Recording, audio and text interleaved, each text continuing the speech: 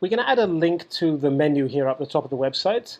Instead of just adding a simple link like this, a direct link that takes us directly to one page, I'd like to add a drop-down menu. So let's say instead of the features being a single link like this, it'll be a drop-down menu we can click on that will open up with feature 1, feature 2, feature 3, and so on. Let's go into the admin.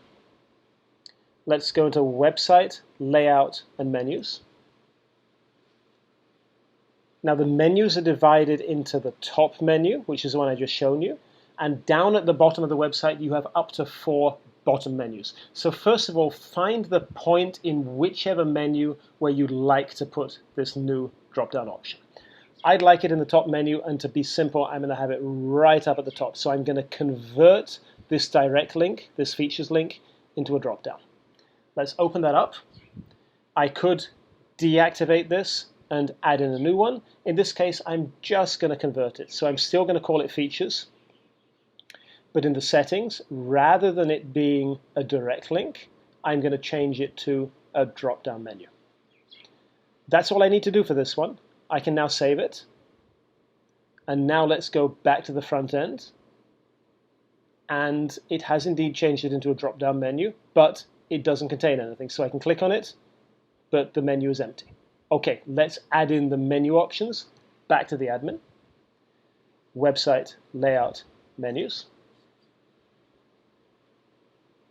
And now I'm just going to do a completely new one this time. I'm going to say Feature 1. I'm going to leave it in the top menu. This is going to be a direct link, but this time it's going to be within the parent drop-down features. The link will be to my page Features 1. If you don't know what the link is, find the page, website, pages, pages, find the page, find the URL. If it's an external URL, an external website, visit the website, copy the full address from the address bar and simply paste it in here.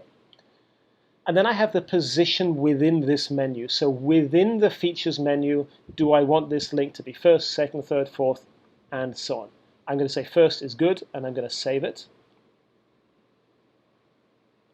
I'm going to duplicate it. I'm going to create a feature 2.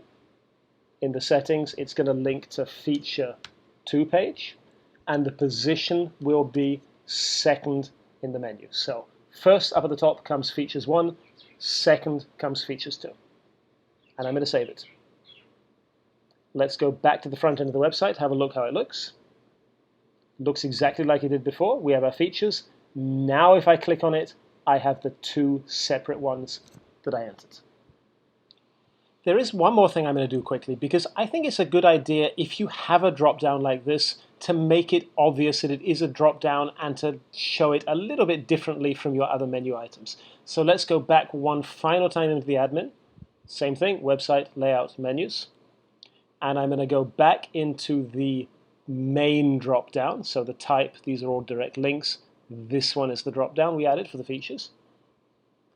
I'm going to open up the settings, and down at the bottom there's a box called icon. Now I happen to know what icon I want. I've copied it before I recorded this video, and I'm just going to paste it. It's called arrow drop-down. Pono uses a system called Google Material Design, so you have access to all of the material design icons, and there are a lot for you to choose from. There's a separate video. Watch the video on finding the icons. We show you where to find them and how to copy them. You can use, like I say, any material design icon. I happen to think this one looks pretty good for the drop-downs. So let's use this. Save it for the final time back to the front end. And now next to our menu item, we have this nice little icon. So now it's obvious from looking at it, this is a drop-down menu. Clients or potential clients, visitors to your website, click on it, and they see all of the options. In the same way, you can add your drop-down menus wherever you want them, as many options as you want, and whatever icon that you want.